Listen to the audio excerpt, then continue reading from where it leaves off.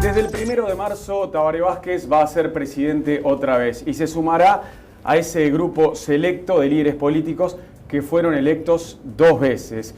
Y junto a Julio María Sanguinetti son los únicos que fueron electos 2 veces por el pueblo directamente. Y son aparte los únicos 2 que no han logrado a partir del regreso de la democracia. Y hoy tenemos como invitado central al expresidente Sanguinetti para hablar de muchas cosas de actualidad. ¿Cómo le va? Muy bien, encantado. Buenos días, bienvenido. Muchas gracias, muchas gracias. Es un club selecto, como dice usted. Es un grupo selecto, sí. Y bueno, vamos a hablar de eso en instantes, nada más de lo que me preguntaba un colega, ¿qué quiere decir eso? ¿Qué significa? Le digo, bueno, para un cirujano no debe ser lo mismo la primera operación que la número 100. Claro. A un futbolista no se debe ser lo mismo patear el primer penal que el número 50, ¿no? Bueno, sí. Entonces, la segunda vez es distinta a la primera, ¿no? Pero hay menos misterio, digamos. Hay menos misterio. Ya que se metió en ese tema, arrancamos por ahí. ¿Para usted resultó más sencillo la segunda vez? Muy distinto. Más allá de sencillo o complicado, era muy distinto. La primera era un periodo, si se quiere, más dramático, más crucial, donde todo estaba al servicio de la salida pacífica. Sí, era un momento histórico aparte. Por eso, era la salida pacífica de la dictadura, era la administración de las pasiones que naturalmente dejaba encendidas la dictadura, militares que, bueno, uno sabía que había un sector muy grande, muy importante, que no había estado de acuerdo con la solución de salir. Del otro lado teníamos todavía los tupamaros presos, ¿no? O sea, las amnistías, o sea, cada decisión en ese aspecto era casi una final, digamos, ¿no? O sea, la parte económica, la parte social, había que manejarla al servicio de esa solución, al servicio de la pacificación, ¿no?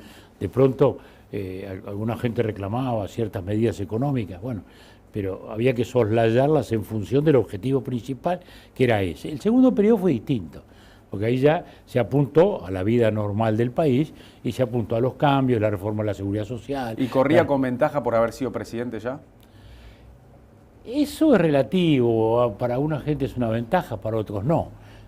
Usted sabe que la tensión entre la experiencia y la novedad está allí siempre, ¿no? Entonces pasan todas las cosas, ¿no? Pero el tema es que también ahí en la segunda... Para uno es distinto, para el titular, digamos, para el responsable es distinto.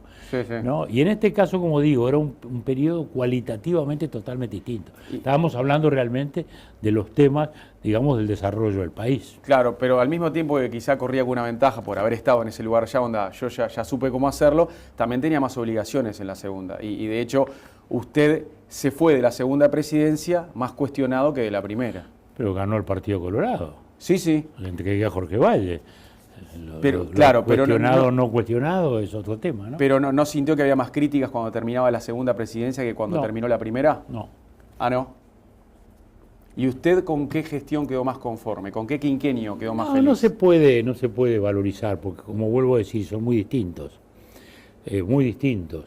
En el primer periodo uno tiene la tranquilidad, digamos así, de haber logrado el objetivo principal. Porque en cada momento uno tiene un objetivo principal. En aquel momento, ¿cuál era el objetivo principal? Que en 5 años se saliera en paz, el país volviera a la democracia, a las libertades, que no recayéramos en las situaciones como la de la Argentina, que las estamos viendo en la tele todo el día, ¿no?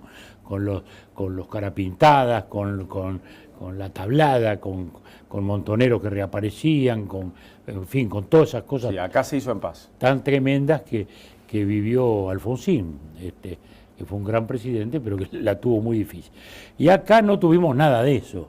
Entonces, eso es muy importante y ese era el gran objetivo. En el segundo periodo los objetivos eran otros ya, ¿no? ¿Y tuvo un periodo en el que haya sido más feliz que en el otro?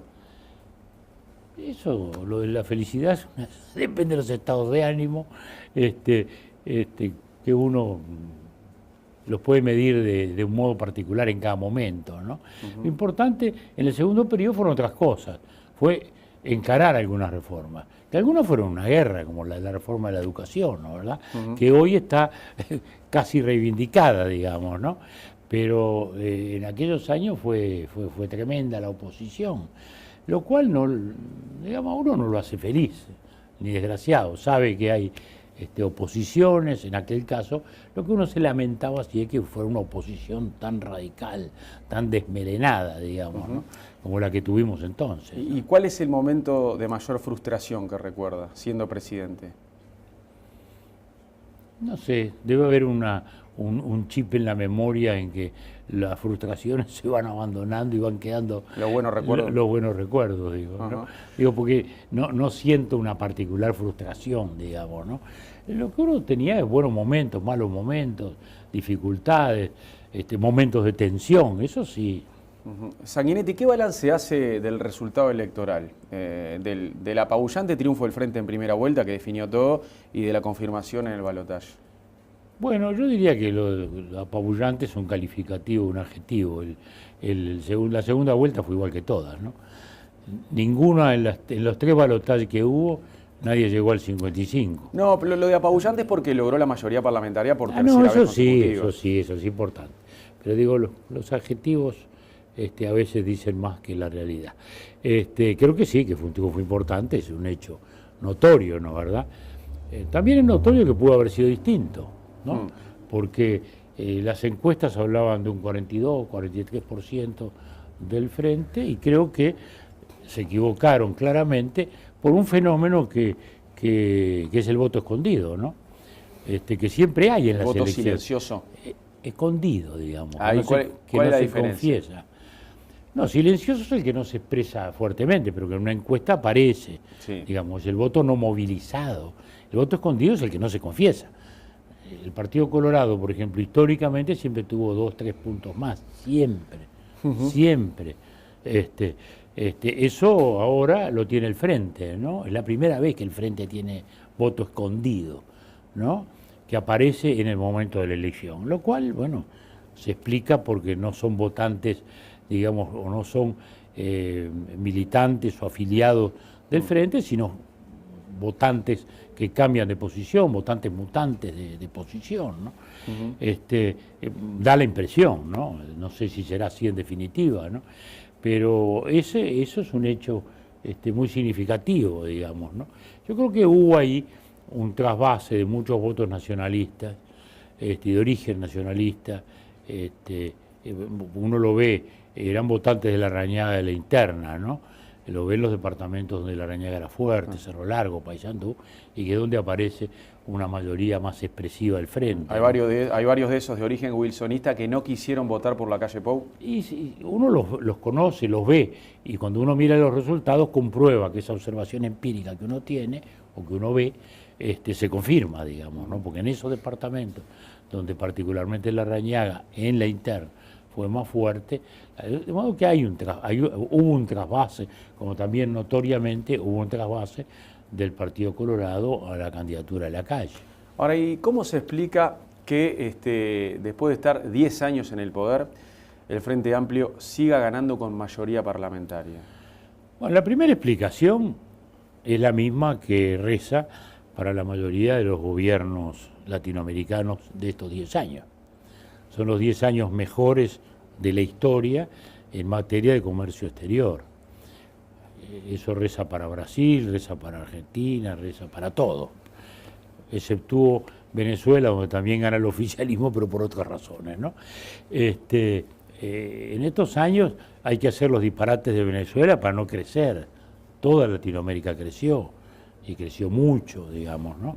Y eso naturalmente favorece a los gobiernos, así como las crisis lo hunden, ¿no? O sea que pesó el bolsillo en el voto de la gente. Bueno, eso es natural que pese y yo diría que no hay que enojarse.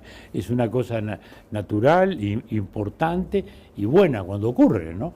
El Frente Amplio tuvo esa ventaja, bueno, felicitaciones. Puede ser ventaja por suerte, por coyuntura, como se dice, pero por mérito del manejo también. ¿No hubo mérito también? Bueno, no, yo no niego yo no digo que no haya mérito, hay un mérito. Básicamente es el mérito de la continuidad. Porque si el Frente hubiera aplicado las políticas que toda la vida predicó, no le hubiera ido tan bien. Le fue bien porque la conducción de Astori ha sido una conducción sensata, que mantuvo las líneas fundamentales en la deuda externa, en el equilibrio fiscal, en todo aquello que mucha gente del Frente cuestionaba y mucha gente del Frente hasta aún hoy cuestiona. Por eso Astori es tan cuestionado, ¿no? Por mucha gente del Frente, ¿no? Y creo que eso sí es un mérito. Es el mérito que le permitió aprovechar eso. Pero si uno mira a América Latina, gobiernos más a la izquierda, más a la derecha, mejores o peores, todos requieren crecimiento, ¿no? Algunos un poco menos, ¿no? Como es el caso de Brasil, que creció un poco menos, sobre todo ahora en los últimos 3 años, pero antes creció mucho. Pero crecieron todos, en todos lados se registra crecimiento, ¿no? Aún con orientaciones un poco distintas, digamos, ¿no? Más populistas, si se quiere, en Ecuador o en Bolivia, más ortodoxas en Chile o Perú, pero en todos lados hay crecimientos espectaculares en estos años, que son como primera aproximación el resultado de eso. A partir de allí, bueno, uno lo puede manejar un poco mejor, un poco peor. Pero para no crecer bien, se precisan los disparates venezolanos, ¿no? Desde la oposición se dice que el país está dividido, que es una realidad, está partido en dos, y que hay un 5% de votantes que queda en el medio y que a último momento decide. Pero el tema es que en las últimas 3 elecciones ese 5% siempre se va para la izquierda y opta por el Frente. Que la elección, ¿No hay algo más profundo también? La elección se divide se decide, digamos, en un 15% del electorado, ¿no? Que no es el definido, ¿no? O totalmente definido. Y luego hay un 4 o 5% que oscila hacia acá, oscila hacia allá, ¿no? Como le digo, la segunda vuelta es parecida. Todos sacaron 52, 53%, lo sacó Valle, lo sacó Mujica y lo saca ahora el doctor Vázquez, ¿no? Es decir, siempre hubo... Igual esta vez la diferencia fue superior a la de 5 años atrás. Muy poco diferencia. El segundo sacó siempre 41, 42, 43. Casi igual. Es muy parecido, digamos, ¿no? Son diferencias no importantes. Pero en cualquier caso, digo, creo que es así, digamos. Y eso responde, sí, a que el Frente, no hay duda que tiene un electorado, un piso muy, muy fuerte, un piso muy elevado. Eso lo ha logrado consolidar y, bueno, ese es un mérito político. ¿Y no debió ser más combativa la oposición en esta campaña? Bueno, yo diría que, más allá de combativo, porque a veces se usan adjetivos, ¿no? Más duro, menos duro. Bueno, yo personalmente creo que la oposición le faltó un poco de oposición, valga el pleonasmo, porque la oposición no es simplemente criticar, es el control, es la vigilancia, es la comparación, es la visión desde afuera de los resultados, ¿no? Y eso creo que de algún modo faltó. ¿Y ahí la responsabilidad se la lleva a la calle Pou porque lideró la positiva? No, pero no son responsabilidades, yo no arrojo culpas. La calle Pou tuvo una implantación novedosa, la positiva, que sintonizó mucho con un sector del electorado que no le gustan los líderes políticos. No le gusta que se maten. Para decirlo simplemente, no le gusta, no ven los políticos siempre peleando. Esa es una frase que uno oye replicar. Es una frase un poco ingenua. Los políticos justamente lo que tenemos que hacer es discutir y diferenciarnos, ¿no? No quiere decir insultarnos, no quiere decir difamarnos, porque a veces se identifican mal las cosas. La positiva le dio un enorme resultado en la interna, encajó mucho con su juventud, con la expresión de una candidatura fresca, nueva, novedosa, era un modo distinto de hacer política. Desgraciadamente luego resultó insuficiente, digo desgraciadamente porque yo lo apoyé y lo voté, y creo que fue un buen candidato y creo que hizo una excelente campaña y que tiene muchísimo futuro, pero está claro que no fue suficiente. Bordaberry sí fue más opositor. Tampoco lo fue tanto, digamos, ¿no? Porque también Bordaberry se dedicó mucho a la propuesta, digamos, era el candidato que uno veía objetivamente, ¿no? Con más propuestas, más referido al programa. Entonces su campaña estaba muy, muy anclada en eso, ¿no? O predominantemente en eso. También hubo algunos aspectos de oposición que los hizo, sí, de cuestionamiento, y en su campaña se le veía muy bien. Desgraciadamente después el resultado fue malo. ¿Y cómo explica la mala votación del Partido Colorado, ese bajón? Bueno, el bajón yo creo que fue el famoso balotaje anticipado, ¿no? Es decir, se dio ese mano a mano entre Vázquez y Lacalle Pou, ¿se planteó antes? Se planteó antes. Y entonces eso era evidente que iba ocurriendo. Aparte de algunos momentos políticos en que creo que Bordaberry, a quien acompañé y que creo que hizo él personalmente una campaña excelente. Era un valor bastante difundido en la gente que mira el periodismo, la gente que mira las campañas, que lucía o se presentaba como el mejor candidato, digamos, sus presentaciones y tal. Pero no es responsabilidad de Bordaberry y del líder también. Pero hubo algún error político, como fue el procedimiento de la vicepresidencia, que eso generó una turbulencia grande, decepción en mucha gente. Bueno, eso creo que fue un error político, ¿no?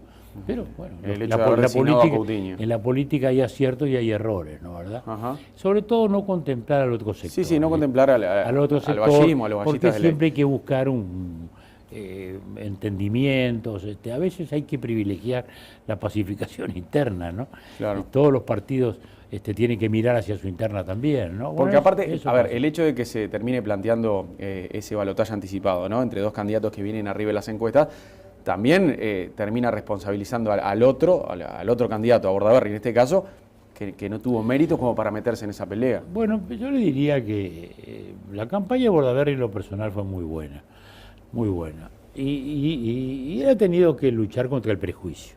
Eso es un hecho objetivo, ¿no? A Bordaberry se le ha instalado digamos, ese estereotipo de que como es hijo de alguien que fue un día electo y después se pasó una dictadura, es conservador, es esto, es el otro. Bueno, sin embargo, yo lo oía a Bordaberry y proponía muchos cambios en la educación, que para mí es el punto fundamental del país, y a Vázquez yo lo veía en la continuidad. Entonces, yo lo veía más continuista y conservador a Vázquez que a Bordaberry. Creo que sustantivamente era así. Sin embargo, el estereotipo, las imágenes en política funcionan a veces más que el discurso y que la realidad, y eso es así. ¿Y usted cree que esa mochila que tiene Bordaberry del apellido y de no lograr meterse en la definición de una elección hará que se retire? No, yo no creo, ni es bueno que se retire. Yo creo que es un buen político. No de la política, sí de la candidatura, le pregunto. Eso hoy no se debería hablar, o no se debe hablar, digo, porque es una cosa... Porque falta mucho. Ni empezó. Sí, ni empezó. Ni empezó, ¿no? Yo lo que creo es que Bordaberry es un político que ya ha hecho una campaña importante, que le dio al partido un gran aliento en su peor momento, y que venía muy bien aspectado para esta segunda instancia, ¿no? Por allá por abril, mayo, andaba 17, 18 según las encuestas. Y luego vinieron esos episodios, como digo, entre la interna y el balotaje anticipado, que generaron esa situación. Pero no por eso deja de ser, la prueba está, tiene 11 miembros de los 15 del comité ejecutivo del partido, ¿no? Pero ahora, más allá de ese triunfo que tuvo, ¿no?, en el CEN Colorado, en la interna, y ese liderazgo que mantuvo, ¿su liderazgo como candidato no está en cuestión? ¿No está en duda ya? Bueno, mire, hay gente que tiene dudas y creo que es lógico que las tenga. Vamos a ver cómo transcurre, qué pasa dentro de 2 años, qué pasa dentro de 3. Bueno, eso yo creo que hoy no se puede hablar. ¿Pero a usted le gustaría que siguiera siendo candidato? De candidatura. A mí me gustaría que estuviera activo, que siguiera en la vida partidaria, luchando, tratando de superarse, y después veremos si es el mejor candidato, muy bien, y si hay otro mejor aún, porque quiere decir que lo ha logrado superar desde el punto de vista de la opinión. Pero eso es el devenir del tiempo, ¿no? ¿Y cómo vio los movimientos de Fernando Amado en las últimas semanas, incluso previo a la segunda vuelta? Mire, yo diría que yo respeto las posiciones, la rebeldía, los puntos de vista diferentes. Las disidencias en este caso. Lo he respetado siempre. A mí me tocó, yo nunca tuve unanimidad dentro del partido, ¿no? Cuando retornamos de la democracia, bueno, hasta ese momento la mayoría había sido pachequista, ¿no? Que me veían a mí como muy centroizquierda, como muy socialdemócrata, como muy estatista, ¿no? Es un hecho, digamos, objetivo. A su vez tenía otra ala mucho más a la izquierda, y bueno, había que contemporizar. Y creo que eso es el rol de quien tiene la responsabilidad. Ahora lo va a tener que hacer el doctor Vázquez, que es notorio que tiene hoy una interna un poco más complicada que la que tuvo en su momento, porque hoy el MPP es mayoría, en el MPP hay corrientes un poco discrepantes que reclamaban el famoso desvío a la izquierda que el doctor Vázquez rechazó. Hay muchos aspectos en los cuales hay cuestionamiento. La propia senadora Moreira no es inexpresiva, digamos así, ¿no? Entonces, bueno, eso hay que verlo. Entonces, pero ¿es bueno para el Partido Colorado que Amado se haya ido de Vamos Uruguay y que vaya a fundar un nuevo sector? mire, el tiempo dirá si es bueno o malo. Yo creo que él, si quiere construir un camino propio, está muy bien. Cada uno tiene su responsabilidad. La gente mira y le parece que es demasiado, ¿cómo diré?, apresurado, ¿no? Que al día siguiente de la elección ya esté un poco en ese camino. Eso uno lo oye en mucha gente. ¿Y cómo ¿no? vio ¿verdad? que antes de la segunda vuelta se reuniera con Tabaré Vázquez? Eso fue un mensaje equívoco, ¿no? Que no, yo creo que no le ayudó nada. No le ayudó nada porque es un mensaje equívoco. Las confusiones en el momento electoral no son lo mejor, digamos. Pero bueno, ya está. Eso ya pasó. Lo hizo Fachelo también, que es hombre de También Bordaberry. lo hizo, también, y, bueno, por supuesto. Pero digo, son cosas un poco equívocas que aparecen, ¿no? Con posiciones distintas en cualquier caso. Amado dice que se sintió expulsado de Vamos Uruguay. Yo no lo sé, yo no conozco la interna de Vamos Uruguay. Lo que sí veo que el discurso de él tiene que... Yo no le voy a dar consejos, ¿no? A pesar que lo conozco desde muy jovencito, ¿no? ¿Verdad? Cuando estaba en la Secretaría de Abdala, ¿no? Ahí empezó Amado, digamos, así que lo conozco de mucho tiempo, ¿no? Lo que sí creo que a veces en el discurso estos últimos días hace juzgamientos generales, en fin, que debiera reflexionar un poco más, pero que construya su camino en buena hora. Yo me entristezco cuando veo a alguien que dice no hago más política. Me felicito cuando la gente dice tengo ganas de hacer política. Y se lo digo más, en todos los partidos, ¿no? Porque hoy día es un mal de todas las democracias, ¿no? Hoy día hay mucha indiferencia a la política, mucho cuestionamiento a la política. Yo diría que el Uruguay tiene bastante mejor imagen en la vida política que en el resto del mundo, ¿no? Uno ve, bueno, en la Argentina es espantoso, en Brasil de algún modo, en Europa, en Estados Unidos, ¿no? Al político basta ver las seriales norteamericanas, basta ver House of Cards, va a ver lo que es la imagen que tienen de los políticos, ¿no? Una especie de maquiavelos ávidos de poder a los cuales cualquier procedimiento les sirve. Entonces, yo me felicito que la gente quiera trabajar, deseo, la democracia tiene eso, y nuestro partido también. Que haya cuestionamientos, bueno, los partidos se nutren del debate, se nutren de la discusión, de la emulación. El tema es no rebasar ciertos límites. ¿Le ve futuro como líder político a Fernando Amado? ¿Le ve perfil de candidato? Yo no le veo ni le dejo de ver, el tiempo dirá. Ajá. ¿La vio entera House of Cards? La vi casi entera, al final me aburrió un poco. El final le aburrió un poco. Al final, digo, ¿sabe por qué?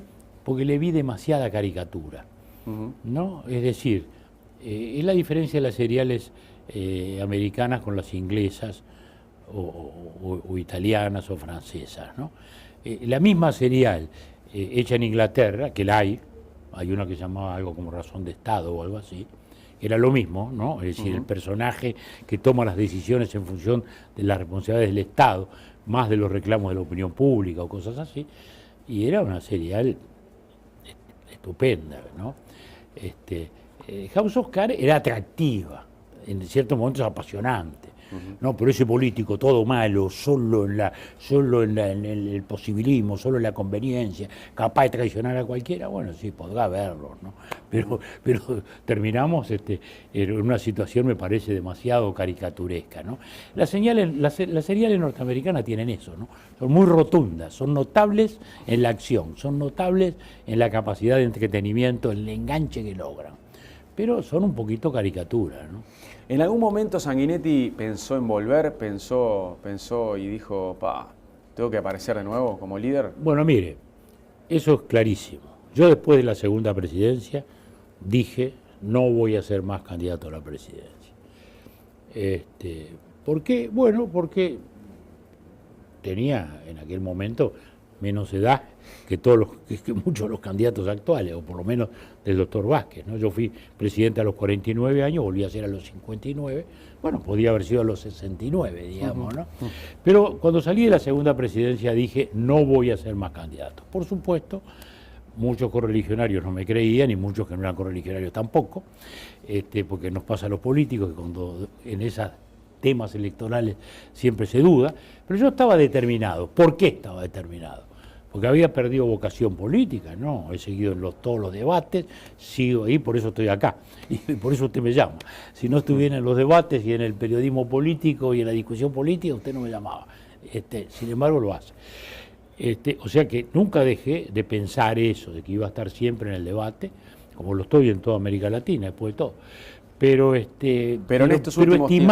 estimaba que eso se tenía que terminar, porque si no, uno termina haciendo sombra. Y entonces terminamos con aquello de que los viejos no dan espacio. Pero en estos últimos tiempos, al ver la situación del Partido Colorado, ¿no lo repensó? No, mucha gente me lo dice, ¿no? Vamos a entendernos, ¿no? Pero las decisiones estuvieron tomadas y yo diría que otros fueron ocupando los lugares, y tanto Bordaberry como Morín ahora, bueno, han sido dos buenos candidatos, aparecerán otros, bueno, quizás sí, y ya veremos. Pero yo tomé esa determinación en aquel momento porque no quería ser, ¿no?, el veterano que no da espacio a los jóvenes, no. Ya estaba, además 2 presidencias. Suficientes, ¿no? Salir vivo en mano América Latina de dos presidencias no continuadas es ya casi un milagro. Usted advirtió a Sanguinetti que el Frente Amplio va camino a una peronización. ¿Por qué? Bueno, la palabra peronización no la introduje yo, la introdujo un muy buen dirigente sindical que es Richard Reed, que refiriéndose al movimiento sindical y a los problemas que estaba teniendo, dijo, cuidado que nos estamos peronizando. ¿Y él aludía a qué?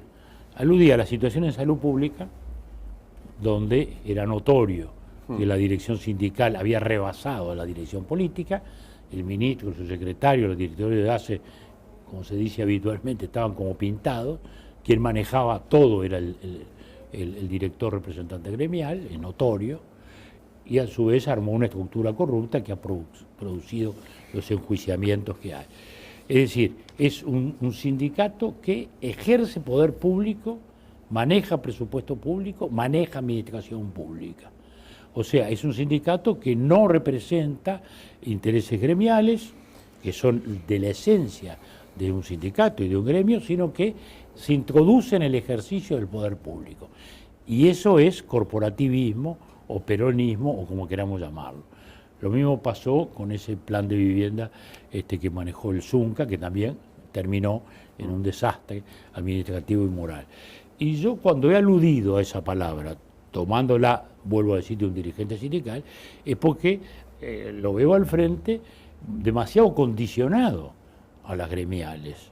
Demasiado condicional, las gremiales que son necesarias, que son importantes en la vida democrática, porque hacen un balance imprescindible en una economía de mercado como la nuestra, pero que no deben desbordar el poder público. Los que tienen que gobernar son los que la gente votó, no las expresiones corporativas que reflejan intereses respetables, pero parciales, sean empresarios o sean trabajadores, ¿no? En ese sentido, creo que el Frente Amplio ha tenido un desvío peligroso en los últimos tiempos.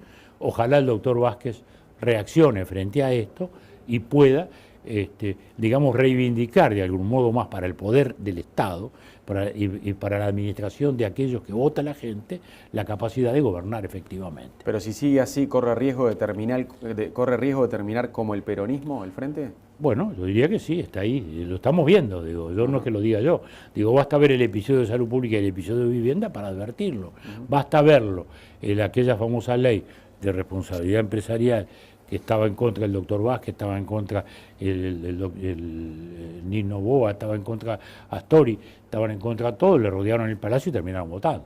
Es decir, el poder gremial superponiéndose al poder político, cosa que la propia senadora Topolánski luego explicitó una frase muy clarita, que dijo, no importa la mayoría parlamentaria, porque las leyes también se sacan con movilización callejera.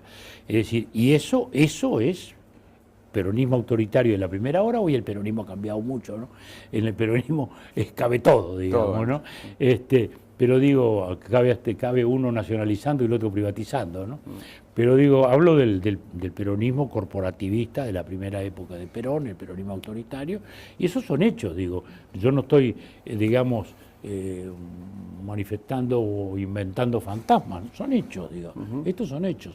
Eso lo vimos, el Palacio rodeado, y bueno, sí, las leyes también se sacan en la calle y no con el voto libre de los parlamentarios. Bueno, y eso me parece peligrosísimo, me parece que hiere a la democracia liberal. ¿Por qué cree que José Mujica se va con una alta aprobación de la presidencia? Bueno, indudablemente es un presidente muy popular, lo es acá y lo es en el mundo, es un hecho. Ha logrado, digamos, es un personaje muy de estos tiempos. Hoy la llamada sociedad del espectáculo genera una comedia del poder, digamos, ¿no? Es decir, más que juicios, la gente se maneja por imágenes, ¿no? O por actitudes o declaraciones también. Actitudes o declaraciones, pero lo ve al personaje en la tele, en los medios, en la radio, que es donde actúan los personajes, digamos, ¿no? Bueno, hay una novela muy buena, Carlos Fuentes, La silla del águila, que si no la leyó se la recomiendo, es una linda novela. Y entonces es una novela muy sobre el poder, sí. Es muy mexicana, pero también dice muchas cosas. Y un personaje que dice en algún momento, miren que el pueblo, que la gente juzga más por lo que ve que por lo que comprende, ¿no? Bueno, entonces creo que Mujica ha logrado digamos, una instalación en el público que es incuestionable, una sintonía con el público que es incuestionable. Ahora, personalmente creo que sus mensajes yo no los comparto, la mayoría de sus mensajes no los comparto. ¿Y la presidencia cómo al fue? revés, me parecen muy peligrosos, ¿no? ¿Mensajes peligrosos? Muy peligrosos, sí, tremendo. El otro día cuando habla de Julio Rey, sí.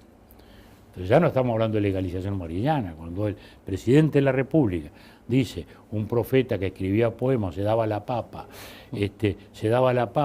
y compraba cocaína en la farmacia que venía de Alemania y se daba la papa y no pasaba nada, bueno, digamos, está incitando al consumo de droga, eso es peligrosísimo. Aparte que tergiversa un hecho histórico, porque Julio Rey sí, no se puede ignorar que tenía una enfermedad cardíaca que le producía unos espasmos, unas especies de desmayos, que en la limitada farmacopea de la época le daban morfina, que se usaba mucho, todavía se sigue usando para calmar dolores, ¿no? Le daban morfina.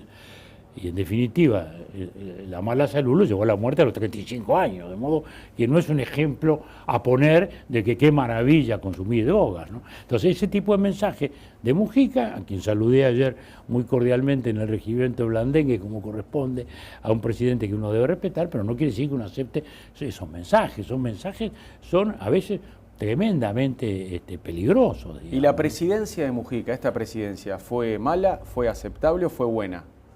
Mire, yo creo que fue mala en función de los objetivos que él fijó. Porque uno tiene que medir cada presidencia en función del objetivo, ¿no? Como yo le decía, la primera presidencia mía, cambio en paz, era eso. El presidente Mujica dijo educación, educación y educación. Perfecto, ¿no? Esa dijo que es su prioridad absoluta. Y esa prioridad hoy está absolutamente frustrada como no lo ha estado nunca. No es que estemos igual que hace 5 años, estamos peor que hace 5 años, ¿no? Usted mira, bueno, están los números que se publicaron ayer, ¿no? ¿Verdad? Y además de un modo socialmente muy regresivo, ¿no? Es decir, los chicos del sector, digamos, más acomodado socialmente, bueno, el 69% supera el primer escalón en matemáticas. Los del escalón más bajo, los del quintil más bajo socioeconómico, solo el 7%.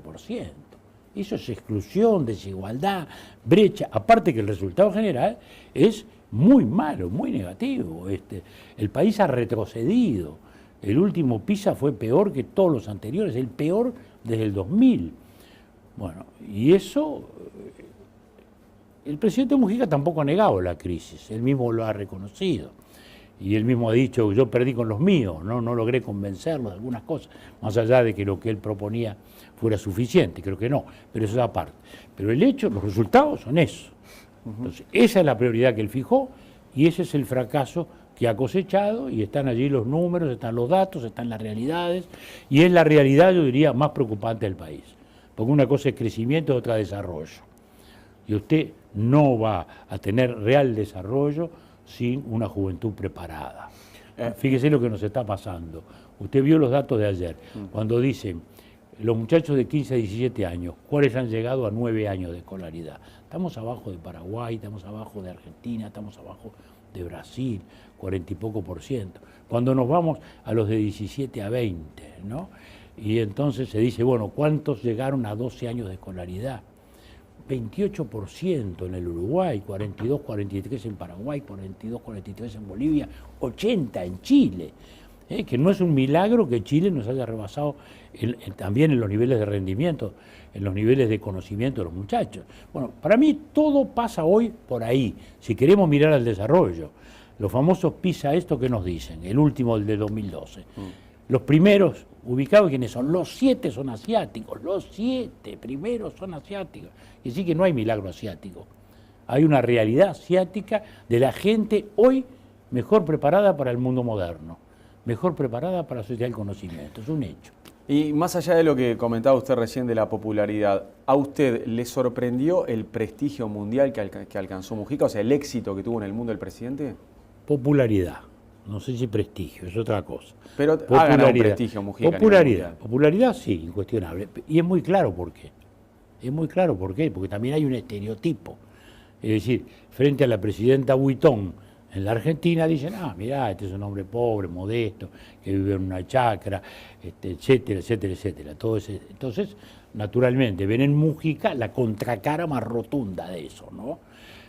Bueno, se ignora que los presidentes uruguayos hemos sido siempre gente sobria, sin esos climas de privilegio y de lujo que suelen aparecer o cuestionar o condenar, etcétera, etcétera.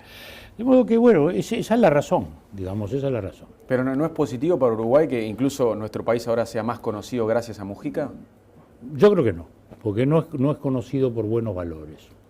Porque hasta el hecho de que él diga que no cobra sueldo, que a mucha gente le parece fantástico, a mí me parece horroroso, horroroso. Eso es propio de las sociedades aristocráticas. Desde que hay pueblo, tiene que haber profesionales. Pasó en el deporte, pasó en el ejército, pasó en la política. La democracia nace con Pericles y Clístenes en Grecia, cuando dijeron hay que pagarle a los pobres, porque si no acá venimos nada más que los aristócratas al ágora, a la asamblea. Entonces no es un valor decir el presidente vive sin cobrar, porque entonces la política y los cargos ¿para quién son? O para los aristócratas, o los millonarios, o para los bandidos. No, eso no es un buen valor. Por eso le digo, hay una transmisión de valores que suelen ser populares, pero que son muy equivocados. ¿Qué opina de la llegada de los expresos de Guantánamo a Montevideo? Mire, yo creo que la idea es buena. Yo creo que ayudar al presidente de un socio estratégico como lo es Estados Unidos, y lo ha sido para el frente. Creo que eso es un acierto, Mujica, tener buenas relaciones con Estados Unidos, enterrando el histórico antiyanquismo al frente. También Vázquez tuvo muy buenas relaciones. Yo creo que esas son cosas que sí, le anoto en el haber al frente, porque enterró 50 años de la crítica más feroz al imperialismo siniestro, ¿no verdad? Bueno, creo que eso ha sido bueno. Pero ayudar a un socio estratégico a resolver un problema ominoso como es Guantánamo, yo creo que es bueno. Lo que es horroroso es el procedimiento, el frangollo. ¿Por? Pero mire, el presidente el primer día dice vamos a arreglar eso y se van a quedar aquí 2 años. ¿Cómo 2 años? Si no están acusados allá de nada y no están requeridos acá, se pueden ir al otro día. Son libres. Son libres. Bueno, eso lo dijo el presidente. Después el presidente cambió el discurso y dijo no, se van cuando quieren. Fantástico. Ahora mismo uno de los abogados dice no, se van a quedar 2 años. Desde Estados Unidos viene el mismo mensaje. Interín se le dice, bueno, pero ¿cuál es su compromiso, presidente? Explíquenos, tenemos derecho a saber. Yo firmé unos papeles, dice. Bueno, muestre los papeles, ¿en qué está comprometido el país? Porque si es un tratado, ¿no? Como dijo la embajadora, porque la embajadora dijo, esto no refiere a ningún gobierno, esto es un compromiso del Estado, lo dijo la embajadora, no lo digo yo.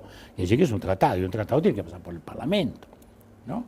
Y si no es un tratado, porque son cartas reversales, entonces la embajadora estaba equivocada, ¿no? Entonces, todo este engrudo, todo este enredo, toda esta falta de claridad, estamos hace meses hablando y aún el Uruguay no sabe cuáles son los términos.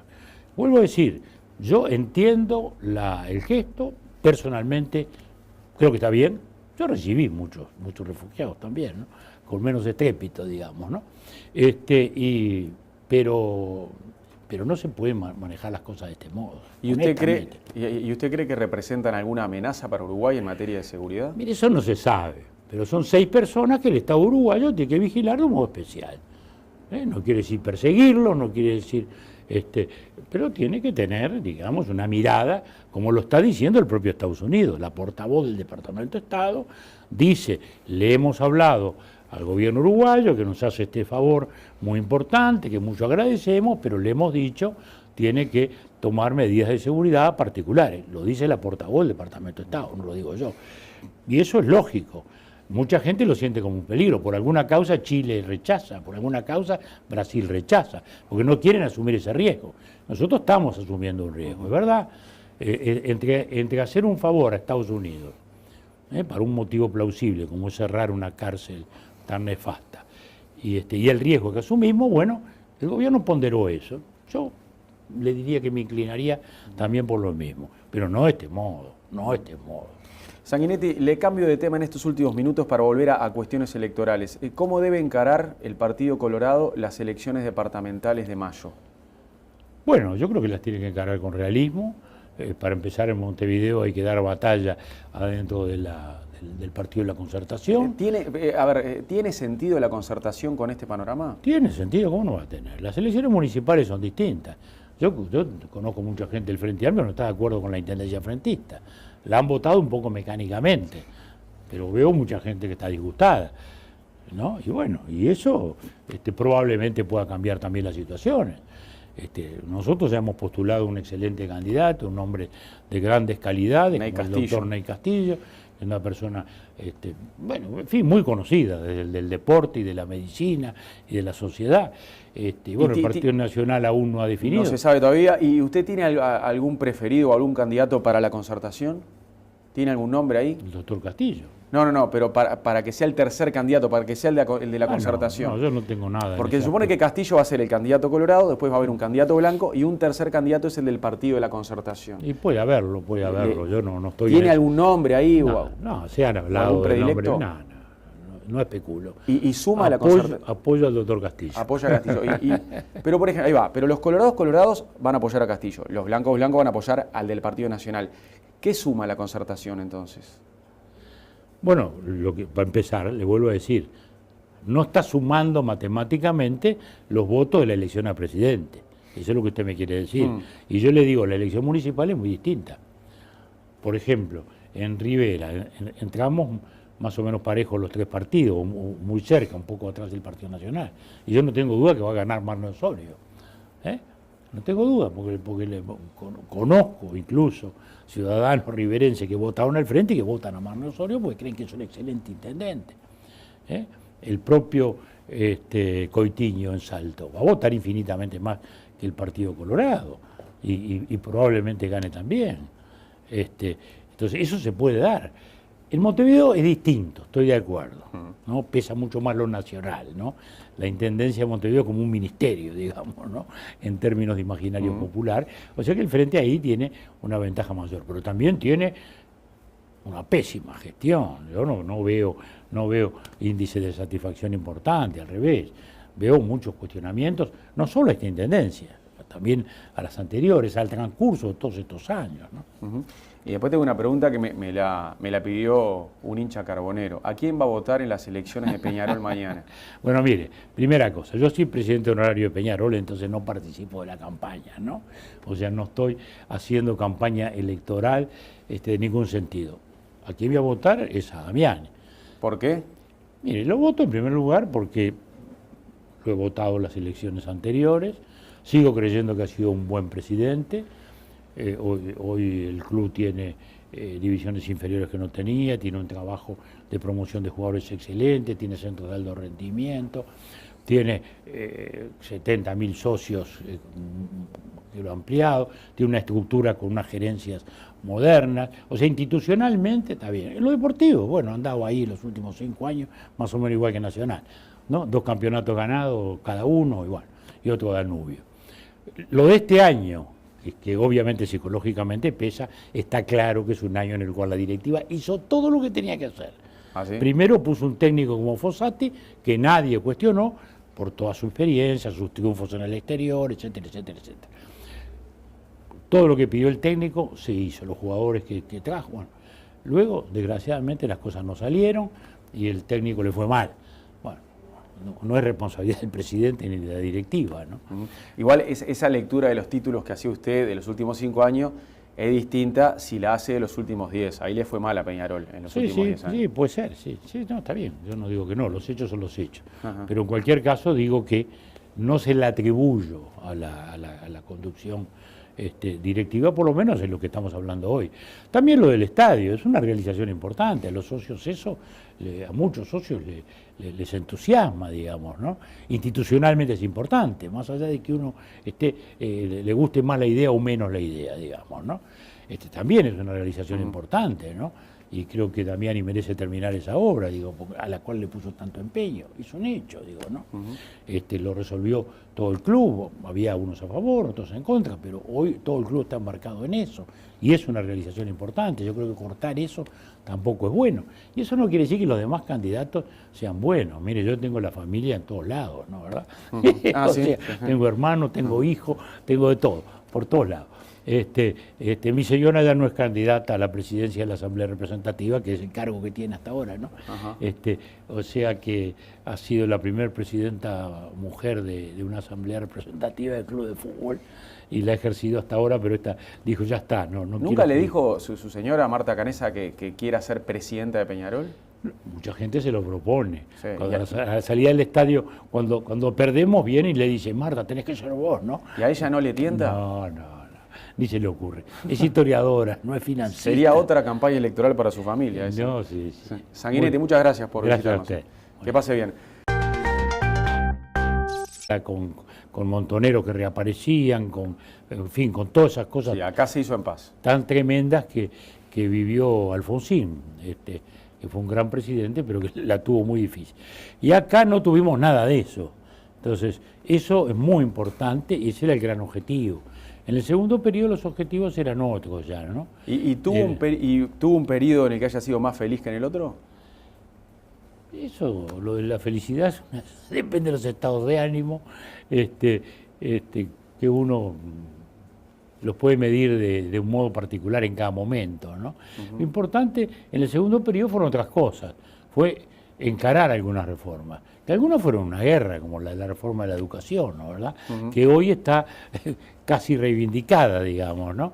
Pero en aquellos años fue tremenda la oposición, lo cual no, digamos, a uno no lo hace feliz, ni desgraciado, sabe que hay oposiciones en aquel caso. Yo ya supe cómo hacerlo, también tenía más obligaciones en la segunda, y de hecho usted se fue de la segunda presidencia más cuestionado que de la primera.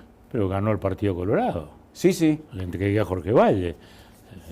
Claro, cuestionado o no cuestionado es otro tema, ¿no? Pero no sintió que había más críticas cuando terminaba la segunda presidencia que cuando terminó la primera. No. Ah, ¿no? ¿Y usted con qué gestión quedó más conforme? ¿Con qué quinquenio quedó más feliz? No se puede valorizar, porque como vuelvo a decir, son muy distintos. Muy distintos. En el primer periodo uno tiene la tranquilidad, digamos así, de haber logrado el objetivo principal. Porque en cada momento uno tiene un objetivo principal. En aquel momento, ¿cuál era el objetivo principal? Que en 5 años se saliera en paz, el país volviera a la democracia, a las libertades, que no recayéramos en las situaciones como la de la Argentina, que las estamos viendo en la tele todo el día, ¿no? Con los carapintadas, con la tablada. La parte económica, la parte social, había que manejarla al servicio de esa solución, al servicio de la pacificación, ¿no? De pronto alguna gente reclamaba ciertas medidas económicas, bueno, pero había que soslayarlas en función del objetivo principal, que era ese. El segundo periodo fue distinto, porque ahí ya se apuntó a la vida normal del país y se apuntó a los cambios, la reforma de la seguridad social. ¿Y corría con ventaja por haber sido presidente ya? Eso es relativo, para una gente es una ventaja, para otros no. Usted sabe que la tensión entre la experiencia y la novedad está allí siempre, ¿no? Ajá. Entonces pasan todas las cosas, ¿no?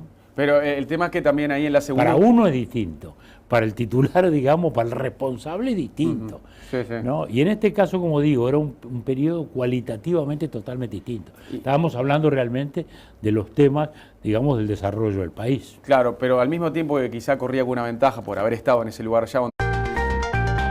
Desde el 1 de marzo, Tabaré Vázquez va a ser presidente otra vez y se sumará a ese grupo selecto de líderes políticos que fueron electos 2 veces.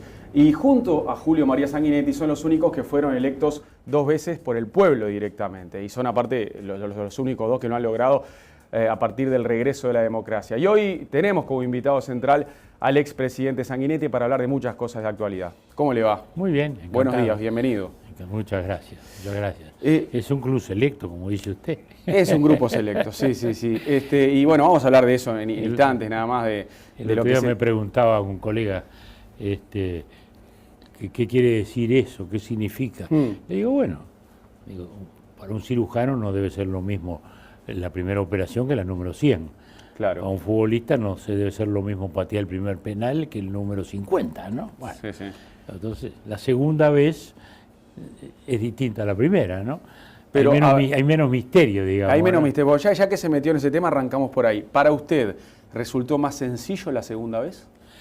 Muy distinto. Más allá de sencillo o complicado, era muy distinto. La primera era un periodo, si se quiere, más dramático, más crucial, donde todo estaba al servicio de la salida pacífica. Sí, era un momento histórico aparte. Por eso, era la salida pacífica de la dictadura, era la administración de las pasiones que naturalmente dejaba encendida la dictadura, militares que, bueno, uno sabía que había un sector muy grande, muy importante, que no había estado de acuerdo con la solución de salir. Del otro lado teníamos todavía los tupamaros presos, ¿no? O sea, las amnistías, o sea, cada decisión en ese aspecto era casi una final, digamos, ¿no? O sea,